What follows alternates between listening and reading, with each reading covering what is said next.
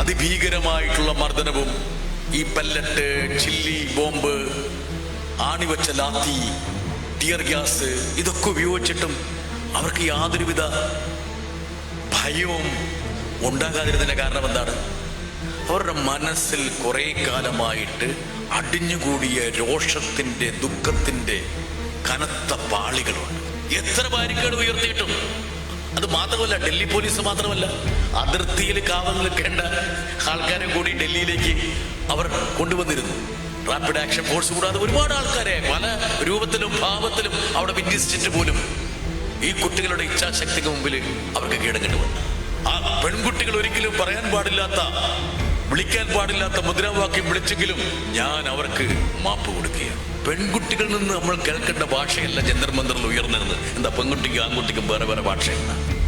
എന്നിട്ട് ഇന്ന് ഡൽഹിയിലെ പത്രങ്ങളിലൊക്കെ അത് വലിയ കാര്യമായിട്ട് കനകക്കട്ട പോലെ ഇങ്ങനെ എഴുതി വച്ചിരിക്കുകയാണ്. നോക്ക് എങ്ങനെയാണ് നമ്മുടെ മാധ്യമങ്ങൾ നമ്മളെ വഴിതെറ്റിക്കുന്നത്. 1 നേഷൻ 1 ഇലക്ഷൻ. ഇത് തന്നെയാണ് 1 നേഷൻ 1 എക്സാമിനേഷൻ. നോക്ക്, അവിടെ എല്ലാം 1 ഉണ്ട്. 1 ഈ രാജ്യത്തിന്റെ വൈവിധ്യങ്ങളെ പരിപൂർണമായും തിരസ്കരിക്കുക, തമസ്കരിക്കുക എന്നുള്ളതാണ് ഈ പറയുന്ന ഘടകങ്ങളുടെ എല്ലാം അന്തസത്ത എന്ന് പറയുന്നത്. ഭരണഘടനാ അസംബ്ലിയിൽ ആകെ 2 മുദ്രാവാക്യങ്ങളെ മുടങ്ങിയിട്ടുള്ളൂ: ജയ് ഹിന്ദും ഇൻക്ലാബും മാത്രം. കോൺസ്റ്റിറ്റ്യൂവന്റ് അസംബ്ലി ഒരുപക്ഷെ ജന്തർ മന്ദർ സമരത്തിൽ ഉയർന്നു കേട്ടതും ആ ഭരണഘടനാ അസംബ്ലി ഉയർത്തിയ മൂല്യങ്ങളുടെ മറ്റൊരു പ്രതിഫലനമാണ്. അതായത് 89,000 സ്കൂളുകൾ അടച്ചുപൂട്ടിയപ്പോൾ അതിൽ 65,000 സ്കൂളുകളും BJP ഭരിക്കുന്ന സംസ്ഥാനങ്ങളിലാണ്. ആ സംസ്ഥാനങ്ങളിലാണ് യഥാർത്ഥ പൊതുവിദ്യാഭ്യാസ സ്ഥാപനങ്ങൾ കൂടുതൽ വേണ്ടത്. അതിനനുസൃതമായിട്ട് സ്വകാര്യ സ്കൂളുകൾ അവിടെ ആരംഭിക്കുകയും ചെയ്തു. പേപ്പർ ചോരുന്നത് എന്ന് പറയുന്നത് വളരെ നിഷ്കളങ്കമായ ഒരു പരിപാടി അല്ല. യഥാർത്ഥത്തിൽ കഴിഞ്ഞ കുറെ വർഷങ്ങളായി BJP അവരുടെ ആൾക്കാരെ മാത്രമേ നിയമിക്കുന്നുള്ളൂ. ഈ ചോർച്ചയിൽ പോലും ഒരു ഗൂഢാലോചനയുണ്ട്. കേരളത്തിൽ നമ്മളിവിടെ മുസ്ലിം എന്ത്, ഇപ്പം എൻ്റെ ക്രിസ്ത്യൻ എന്ത്, ഹിന്ദു എന്ത്, അങ്ങനെയുള്ളൊരു വേർതിരിവില്ലാതെ തോടോട് തോൾ ചേർന്ന് നമ്മൾ മുമ്പോട്ട് പോകുമ്പോൾ നമ്മൾ സ്വായത്തമാക്കുന്ന ഒരു ഇന്ത്യ എന്നുള്ളൊരു ആശയം, ഈ ആശയമായിട്ടാണ് ഞാനും ഡൽഹിയിലേക്ക് വണ്ടി കയറിയത്. പക്ഷെ 992 ഡിസംബർ 6 ഈ ബാബറി മസ്ജിദിന്റെ താഴികക്കുടങ്ങൾ ധൂളികളായി അന്തരീക്ഷത്തിൽ ലയിച്ചപ്പോൾ അന്ന് എനിക്കൊരു കാര്യം മനസ്സിലായി. ഇന്ത്യ എന്ന് പറയുന്ന ഈ രാഷ്ട്രം ഒരു ഇരുണ്ട ഗുഹയിലേക്ക് പ്രവേശിക്കാൻ. ഇന്ന് നമ്മുടെ വിദ്യാർത്ഥികൾ പഠിക്കുമ്പോൾ ബാബറി മസ്ജിദില്ല. ബാബറി മസ്ജിദിന് പകരം നമ്മുടെ സിലബസിൽ 3 താഴികക്കുടങ്ങളുള്ള ഒരു കെട്ടിടം നശിപ്പിച്ചു. ഗോഡ്സെ എന്ന് പറയുന്ന ഒരു വ്യക്തി ഒരു പ്രത്യയശാസ്ത്രത്തിന്റെ വക്താവായിട്ടല്ല ഇന്ന് അവതരിപ്പിക്കപ്പെടുന്നു. ക്ഷുഭിതനായ ഒരു ചെറുപ്പക്കാരൻ. വർഷങ്ങളായി ഇങ്ങനെ ഒലയൂതി സൃഷ്ടിക്കപ്പെട്ടൊരു വെറുപ്പിന്റെയും വിദ്വേഷത്തിന്റെയും പരിണിത ഫലമായിരുന്നു ആ ഒരു വധമെന്ന് നമ്മുടെ വിദ്യാർത്ഥികൾക്ക് ഇനി പഠിക്കാൻ കഴിയില്ല. 1 നേഷൻ 1 ഇലക്ഷൻ എന്ന് നമ്മുടെ മുകളിൽ ഇത് തന്നെയാണ് 1 നേഷൻ 1 എക്സാമിനേഷൻ. നോക്ക്, അവിടെ എല്ലാം 1 ഉണ്ട്. 1 ഈ രാജ്യത്തിന്റെ വൈവിധ്യങ്ങളെ പരിപൂർണമായും തിരസ്കരിക്കുക, തമസ്കരിക്കുക എന്നുള്ളതാണ് ഈ പറയുന്ന ഘടകങ്ങളുടെ എല്ലാം അന്തസത്ത എന്ന് പറയുന്നത്. മുദ്രാവാക്യങ്ങളിൽ വന്ന മാറ്റം. ഇപ്പോൾ ഈ പാർലമെന്റ് ചേരുമ്പോൾ അവിടെ വിളിക്കപ്പെടുന്ന മുദ്രാവാക്യങ്ങൾ നമുക്ക് തന്നെ അറപ്പളവാക്കുന്ന മുദ്രാവാക്യങ്ങളൊക്കെയാണ്. ഓരോരുത്തരും അവരെ ഇഷ്ടമുള്ള വിളിക്കുക. ഇപ്പോൾ ഇവിടെ ഒരുപാട് ദൈവങ്ങളുടെ പേരിൽ സത്യപ്രതിജ്ഞ ചെയ്ത കുറെ വിദ്വാന്മാർ വീണ്ടും സത്യപ്രതിജ്ഞ ചെയ്യേണ്ടി വന്നു. ഭരണഘടനാ അസംബ്ലിയിൽ ആകെ 2 മുദ്രാവാക്യങ്ങളെ മുടങ്ങിയിട്ടുള്ളൂ: ജയ് ഹിന്ദും ഇൻക്ലാബും മാത്രം. കോൺസ്റ്റിറ്റ്യൂവന്റ് അസംബ്ലി ഒരുപക്ഷെ ജന്തർ മന്ദർ സമരത്തിൽ ഉയർന്നു കേട്ടതും ആ ഭരണഘടനാ അസംബ്ലി ഉയർത്തിയ മൂല്യങ്ങളുടെ മറ്റൊരു പ്രതിഫലനമാണ്. അംബേദ്കറിനൊപ്പം ഭഗത് സിംഗ് കൂടി സ്ഥാനം പിടിക്കുന്ന ഒരു തലത്തിലേക്ക് ആ സമരത്തെ മാറ്റി, അല്ലെങ്കിൽ സമരം മാറി എന്നുള്ളതാണ്. അപ്പോൾ ഏറെക്കുറെ ഈ വിദ്യാഭ്യാസ മേഖലയിൽ സംഭവിക്കുന്ന കാര്യങ്ങളാണ്. ഇനി നമ്മുടെ പൊതുവിദ്യാഭ്യാസത്തിൽ സംഭവിച്ചുകൊണ്ടിരിക്കുന്നു. ഞാനൊരു കണക്കെടുക്കായിരുന്നു, പാർലമെന്റിൽ വന്നൊരു കണക്ക്. അതായത് പൊതുവിദ്യാഭ്യാസം ദുർബലപ്പെടുത്തും. എന്തുകൊണ്ടാണ് പൊതുവിദ്യാഭ്യാസം ദുർബലപ്പെടുത്തേണ്ടത്? വ്യത്യസ്ത മതക്കാര്, വ്യത്യസ്ത ജാതിക്കാര്, വ്യത്യസ്ത സംസ്കാരക്കാർ എല്ലാവരും കൂടി ഒരുമിച്ച് കോർക്കപ്പെടുന്ന ഒരു വിദ്യാഭ്യാസ സംസ്കാരം എന്ന് പറയുന്നത് ഈ പ്രത്യയശാസ്ത്രത്തിന് ഒരിക്കലും പഥ്യമായ കാര്യമല്ല. കഴിഞ്ഞ ഒരു 10 വർഷക്കാലത്തിനിടയ്ക്ക് ഇന്ത്യയിൽ പൂട്ടപ്പെട്ട സ്കൂളുകൾ, പൊതുവിദ്യാലയങ്ങൾ 89,441. ഇത് പാർലമെന്റിലെ രേഖയാണ്. 89,441 സ്കൂൾസ്. ഇതിൽ 65,000 സ്കൂളുകളും അടച്ചുപൂട്ടിയത് ഏറ്റവും കൂടുതൽ പൊതുവിദ്യാലയങ്ങൾ ഇനിയും അനിവാര്യമായ BJP ഭരിക്കുന്ന സംസ്ഥാനങ്ങളിലാണ്. അതായത് 89,000 സ്കൂളുകൾ അടച്ചുപൂട്ടിയപ്പോൾ അതിൽ 65,000 സ്കൂളുകളും BJP ഭരിക്കുന്ന സംസ്ഥാനങ്ങളിലാണ്. ആ സംസ്ഥാനങ്ങളിലാണ് യഥാർത്ഥത്തിൽ വിദ്യാഭ്യാസ സ്ഥാപനങ്ങൾ കൂടുതൽ വേണ്ടത്. നോക്കൂ, എങ്ങനെയാണ് നമ്മളെ വിദ്യാഭ്യാസം തലകീഴായി പോകുന്നു. നോക്കൂ, അതിനൊരു കണക്ക് നോക്കിക്കഴിഞ്ഞാൽ വളരെ രസകരമാണ്. ഉത്തർപ്രദേശിലാണ് ഏറ്റവും കൂടുതൽ സ്കൂളുകൾ പൂട്ടപ്പെട്ടത്. അതിനനുസൃതമായിട്ട് സ്വകാര്യ സ്കൂളുകൾ അവിടെ ആരംഭിക്കുകയും ചെയ്തു. ഇപ്പോൾ ഈ പ്രവേശന പരീക്ഷകളുടെ ഒരു ചതിക്കുഴി, ഇപ്പൊ നീറ്റ്, കഴിഞ്ഞ എന്തുകൊണ്ടാണ് ഈ ജന്തർ മന്ദിറിലെ പ്രക്ഷോഭത്തിന് വലിയ കരുത്ത് അല്ലെങ്കിൽ വലിയ പിന്തുണ ജനങ്ങളിൽ നിന്ന് കിട്ടിയതെന്നുള്ളത് പരിശോധിക്കണമെങ്കിൽ ഈ കഴിഞ്ഞ ഇടയ്ക്ക് ചർച്ച ചെയ്യപ്പെട്ട 2 പരീക്ഷകൾ, ഒന്ന് നീറ്റ് പേപ്പർ ചോർച്ച, 2 CBSEയിൽ വന്ന പരീക്ഷാ സമ്പ്രദായത്തിൽ വന്ന ക്രമക്കേട്. ഈ 2 പരീക്ഷകൾ മാത്രം എഴുതിയ വിദ്യാർത്ഥികളുടെ എണ്ണം എന്ന് പറയുന്നത് 48 ലക്ഷം വിദ്യാർത്ഥികളാണ്. ഈ 48 ലക്ഷത്തെ ഒരു 10-15 കൊണ്ട് ഒന്ന് ഗുണിക്കുകയാണെങ്കിൽ ഒരു 10-15 കോടി ജനങ്ങളെ നേരിട്ട് ബാധിക്കുന്ന ഒരു ക്രമക്കേടാണ് അവിടെ നടന്നത്. അപ്പോൾ നിങ്ങൾ വിചാരിക്കും ഇത് പേപ്പർ ചോരുന്നത് എന്ന് പറയുന്നത് വളരെ നിഷ്കളങ്കമായ ഒരു പരിപാടി അല്ല. യഥാർത്ഥത്തിൽ കഴിഞ്ഞ കുറേ വർഷങ്ങളായി BJP അവരുടെ ആൾക്കാരെ മാത്രമേ നിയമിക്കുന്നുള്ളൂ. ഈ ചോർച്ചയിൽ പോലും ഒരു ഗൂഢാലോചനയുണ്ട്. ഇപ്പോൾ കോച്ചിങ് ഇൻഡസ്ട്രിയുടെ വലിപ്പത്തെ കുറിച്ച് വലിയ തർക്കങ്ങൾ നടക്കുന്നുണ്ടെങ്കിലും ഗവൺമെന്റ് സമ്മതിക്കുന്ന ഒരു കാര്യമുണ്ട്. ഒരു 1.5 ലക്ഷം കോടി രൂപയുടെ ടേൺ ഓവറാണ് ഒരു കോച്ചിങ് ഇൻഡസ്ട്രി. എന്തുകൊണ്ടാണ് ജന്തർ മന്ദിറിലെ വിദ്യാർത്ഥികൾ ഈ അതിഭീകരമായിട്ടുള്ള മർദ്ദനവും ഈ പല്ലറ്റ്, ചില്ലി ബോംബ്, ആണിവച്ച ലാത്തി, ടിയർ ഗ്യാസ് ഇതൊക്കെ ഉപയോഗിച്ചിട്ടും അവർക്ക് യാതൊരുവിധ ഭയവും ഉണ്ടാകാതിരുന്നതിന്റെ കാരണം എന്താണ്? അവരുടെ മനസ്സിൽ കുറെ കാലമായിട്ട് അടിഞ്ഞുകൂടിയ രോഷത്തിന്റെ, ദുഃഖത്തിന്റെ കനത്ത പാളികളുണ്ട്. അവരുടെ കുടുംബാംഗങ്ങളെ ചൂഴ്ന്നു നിൽക്കുന്ന ഒരു അനിശ്ചിതാവസ്ഥയാണ്.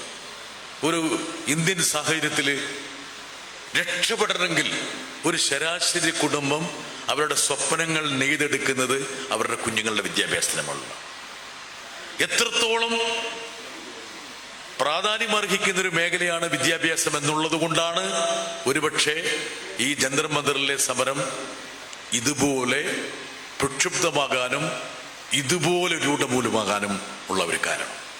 ഇപ്പം നമ്മുടെ ഒരുപാട് ആൾക്കാരുടെ സമരം അവിടെ നടക്കുന്നുണ്ടെങ്കിൽ പോലും ആ കുഞ്ഞുങ്ങള് ഇവരുടെയൊക്കെ എന്ത് പ്രതിബന്ധം അവർ സൃഷ്ടിച്ചാലും അതിനെ മറികടക്കാൻ കഴിയുന്ന ഒരു ഇച്ഛാശക്തി അവർ കൈവരിച്ചിരുന്നു. പാർലമെന്റിന്റെ ഗേറ്റ് വരെ പിള്ളേരെത്തി.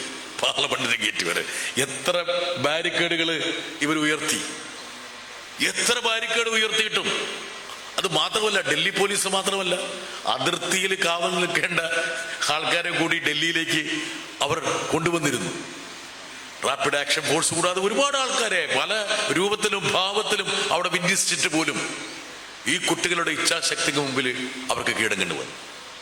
പ്രധാനമന്ത്രി ഇന്നലെ മൂപ്പരുടെ ഏറ്റവും ഇഷ്ടപ്പെട്ട പ്ലാറ്റ്ഫോമായിട്ടുള്ള ഇൻസ്റ്റാഗ്രാമിൽ, ഇപ്പൊ നമ്മുടെ പാർട്ടിക്കാരെല്ലാവരോടും പറയുന്നത് ഇൻസ്റ്റാഗ്രാമിൽ കയറണമെങ്കിൽ, പക്ഷെ ഇപ്പൊ പ്രധാനമന്ത്രി ഇൻസ്റ്റയിൽ മാത്രമാണ് ഉള്ളത്. അപ്പോൾ അദ്ദേഹം പറഞ്ഞൊരു കാര്യം, ഞാൻ കുട്ടികൾക്ക് മാപ്പ് കൊടുക്കുന്നു. കുട്ടികൾ എനിക്കെതിരെ മുദ്രാവാക്യം വിളിച്ചതിൽ ഞാൻ മാപ്പ് കൊടുക്കുന്നു. അദ്ദേഹം പറഞ്ഞ ആ വാചകങ്ങളൊക്കെ യഥാർത്ഥത്തിൽ ഇഴമാറ്റുകയാണെങ്കിൽ യഥാർത്ഥത്തിൽ ഒരു പ്രധാനമന്ത്രിക്ക് ഇങ്ങനെ സംസാരിക്കാൻ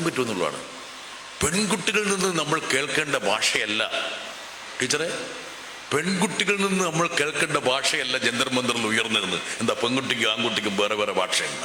നോക്ക്, ഇന്ത്യയുടെ ഒരു പ്രധാനമന്ത്രി പരസ്യമായിട്ട് പറഞ്ഞ വാചകമാണ്. ഇന്നലെ ഇൻസ്റ്റാഗ്രാമിൽ എല്ലാ ദിവസവും മൂപ്പർ ഇപ്പൊ ഇൻസ്റ്റാഗ്രാമിൽ വരുന്നുണ്ട്.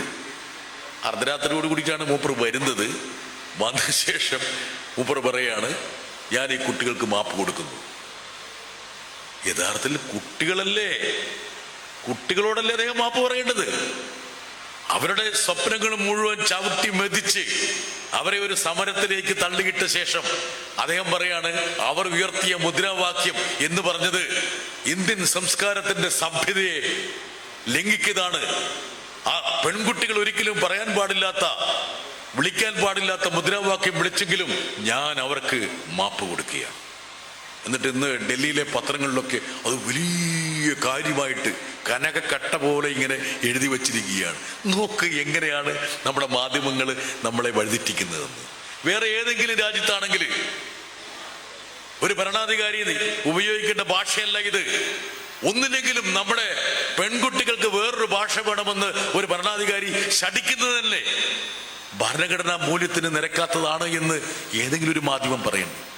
കേരളത്തിൽ ഏതെങ്കിലും മാധ്യമത്തിൽ അങ്ങനെ വന്ന ഇതും പ്രധാനമന്ത്രിയുടെ പ്രതിപാദനം മാത്രമേ ഇവിടെ വരുന്നുള്ളൂ. ഇതാണ് യഥാർത്ഥത്തിൽ നമ്മുടെ വിദ്യാഭ്യാസ മേഖലയിൽ സംഭവിച്ചുകൊണ്ടിരിക്കുന്നത്. നമ്മുടെ സിലബസിൽ വന്നുകൊണ്ടിരിക്കുന്ന മാറ്റങ്ങൾ 1992 ഡിസംബർ 6 ഒരു ശൈത്യത്തിൽ മതനിരപേക്ഷ ഇന്ത്യയുടെ പ്രതീകമായിട്ട് 500 വർഷത്തോളം തലയുയർത്തി നിന്നിരുന്ന ബാബറി മസ്ജിദിന്റെ താഴികക്കുടങ്ങൾ ധൂളികളായി അന്തരീക്ഷത്തിൽ ലയിക്കുന്നത് നോക്കിക്കണ്ട, അല്ലെങ്കിൽ നോക്കിക്കാണാൻ ഭാഗ്യമോ നിർഭാഗ്യമോ ലഭിച്ചൊരു മാധ്യമപ്രവർത്തകനാണ് ഞാൻ. ഇപ്പോഴും എൻ്റെ മനസ്സിൽ പച്ചപിടിച്ച് കിടക്കുന്ന ഒരു ദൃശ്യമാണത്. എങ്ങനെയാണ് ഇന്ത്യൻ ജനാധിപത്യം മതനിരപേക്ഷതയെ കടപുഴുകിയതെന്നും എങ്ങനെയാണ് ജനാധിപത്യം രൗദ്രതയാർന്ന ഒരു രഥമായിട്ട് മുമ്പോട്ട് ഉയർന്നതെന്നും ഉരുണ്ടതെന്നും ഒരുപക്ഷെ എനിക്ക് അവിടെ നിന്നാണ് എനിക്കൊരു തിരിച്ചറിവ് കിട്ടിയത്. നമ്മളൊക്കെ ഈ കേരളത്തിൽ നിന്ന് മഹാനഗരങ്ങളിലേക്ക് പോകുമ്പോൾ നമ്മുടെ മനസ്സിൽ കൊണ്ടു നടക്കുന്ന ഇന്ത്യ എന്നുള്ള ആശയം നമുക്ക് കേരളത്തിൽ നിന്ന് കിട്ടുന്നതാണ്. ഇപ്പോൾ കേരളത്തിൽ നമ്മളിപ്പോൾ മുസ്ലിം എന്ത്, ഇപ്പം എൻ്റെ ക്രിസ്ത്യൻ എന്ത്, ഹിന്ദു എന്ത്, അങ്ങനെയുള്ളൊരു വേർതിരിവില്ലാതെ തോടോട് തോൾ ചേർന്ന് നമ്മൾ മുമ്പോട്ട് പോകുമ്പോൾ നമ്മൾ സ്വായത്തമാക്കുന്ന ഒരു ഇന്ത്യ എന്നുള്ളൊരു ആശയമാണ്. ഈ ആശയമായിട്ടാണ് ഞാനും ഡൽഹിയിലേക്ക് വണ്ടി കയറിയത്. പക്ഷെ 1992 ഡിസംബർ 6 ഈ ബാബറി മസ്ജിദിന്റെ താഴികക്കുടങ്ങൾ ധൂളികളായി അന്തരീക്ഷത്തിൽ ലയിച്ചപ്പോൾ അന്ന് എനിക്കൊരു കാര്യം മനസ്സിലായി. ഇന്ത്യ എന്ന് പറയുന്ന ഈ രാഷ്ട്രം ഒരു ഇരുണ്ട ഗുഹയിലേക്ക് പ്രവേശിക്കാൻ പോവുകയാണ്. അന്ന് ഞാൻ എഴുതി വച്ച വാചകങ്ങൾ ഇപ്പോഴും എൻ്റെ മനസ്സിലുണ്ട്. ഈ പുലർവേളയിൽ അയോധ്യയിലേക്കുള്ള യാത്ര മതനിരപേക്ഷ ഇന്ത്യയുടെ ചരമക്കുറിപ്പ് എഴുതാൻ വേണ്ടിയുള്ള യാത്രയാണെന്ന് ഞങ്ങളാരും നനച്ചിരുന്നില്ല എന്നുള്ളതാണ് അന്ന് ഞാൻ എഴുതിയ വാക്കുകൾ. തിരിഞ്ഞു നോക്കുമ്പോൾ അത് വളരെ പ്രവചന സ്വഭാവമുള്ളതാണെന്ന് എനിക്കിപ്പോൾ മനസ്സിലാകുന്നുണ്ട്. പക്ഷെ ഇന്ന് നമ്മുടെ വിദ്യാർത്ഥികൾ പഠിക്കുമ്പോൾ ബാബറി മസ്ജിദ് ഇല്ല. ബാബറി മസ്ജിദിന് പകരം നമ്മുടെ സിലബസിൽ 3 താഴികക്കുടങ്ങളുള്ള ഒരു കെട്ടിടം നശിപ്പിച്ചു. ഇങ്ങനെയാണ്. ഗോഡ്സെ എന്ന് പറയുന്ന ഒരു വ്യക്തി ഒരു പ്രത്യയശാസ്ത്രത്തിന്റെ വക്താവായിട്ടല്ല ഇന്ന് അവതരിപ്പിക്കപ്പെടുന്നു. ക്ഷുഭിതനായ ഒരു ചെറുപ്പക്കാരൻ നോക്ക്, ക്ഷോഭം വന്ന് വർഷങ്ങളായി ഇങ്ങനെ ഉലയൂതി സൃഷ്ടിക്കപ്പെട്ടൊരു വെറുപ്പിന്റെയും വിദ്വേഷത്തിന്റെയും പരിണിത ഫലമായിരുന്നു ആ ഒരു വധമെന്ന് നമ്മുടെ വിദ്യാർത്ഥികൾക്ക് ഇനി പഠിക്കാൻ കഴിയില്ല. ഇന്ത്യ എന്നുള്ള രാജ്യത്തിന്റെ ഒരു ആവിർഭാവം തന്നെ ഒരു പക്ഷേ നമ്മുടെ കുഞ്ഞുങ്ങളുടെ മനസ്സിൽ നിന്ന് ഇവാപ്പറേറ്റ് ചെയ്ത് പോവുക. ഈ രാജ്യത്തിന്റെ പഴയ ഇതിഹാസങ്ങളിലേക്കും മറ്റും പോകുമ്പോൾ ഒരു പക്ഷെ അവരുടെ മനസ്സിലേക്ക് കിട്ടുന്ന ചിത്രങ്ങൾ എന്തായിരിക്കും? ഞാൻ ഈ തിരുവിതാംകൂർ രാജാക്കന്മാരുടെ 147 വർഷം പഴക്കമുള്ള ഒരു ചിത്രം കണ്ടു. ഒരു ചെറിയൊരു മുണ്ട് അരയിൽ ചുറ്റിട്ടാണ് രാജാവ് നിൽക്കുന്നത്. അന്നത്തെ അത്രേ അതിൻ്റെ അന്നത്തെ കോപ്പത്രേ ഉണ്ടാവുള്ളൂ. അതുകൊണ്ടാണല്ലോ അത് ഒരു 150 വർഷം മുമ്പ് പഴക്കമുള്ള ഒരു അരയിലൊരു പക്ഷെ നമുക്കിന്ന് ഈ ദൈവങ്ങളെ അങ്ങനെ ഒരു ഒറ്റമുണ്ടിൽ നിർത്താൻ പറ്റുമോ? ഏത് രൂപത്തിലേക്കാണ് അവരെ നമ്മുടെ മനസ്സിലേക്ക് പ്രതിഷ്ഠിച്ചിരിക്കുന്നത്? ഒരു തരത്തിലും യുക്തിബോധമില്ലാത്ത ഒരു തലത്തിലേക്ക് നമ്മുടെ യുവതലമുറയെ നയിക്കുന്ന രീതിയിലേക്കാണ് നമ്മുടെ വിദ്യാഭ്യാസ സമ്പ്രദായം മാറുന്നത്.